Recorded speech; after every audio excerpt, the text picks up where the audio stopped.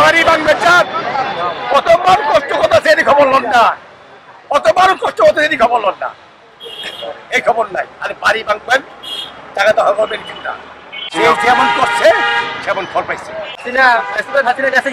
এরপর তো একটু বাহিনী অবন্ত ছিল, এখন একটু ভালো। সুষ্ঠু তদন্তের মাধ্যমে, জাতিসংঘের তদন্তের মাধ্যমে দেখতে হবে যে এটা কে হত্যা করছে, সেই জন্য তার বিচার হইতে হবে। শেখ হাসিনা করলে শেখ হাসিনার বিচার হবে, যদি শেখ হাসিনাকে ব্ল্যাকমেইল করার জন্য কেউ করে থাকে তারও বিচার হবে। শহীদ জিয়ার বাড়ি ভাঙে তাহলে তো স্বাধীনতা থাকবে না, আর যদি বঙ্গবন্ধুর বাড়ি ভাঙে তাহলে জাতির পিতা থাকবে না, এই দেশও থাকে না।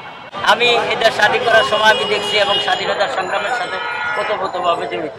তাহলে আমি যাদেরকে একত্রের সঙ্গে পরাজিত করছি তারাই তো এই কাজ করছে।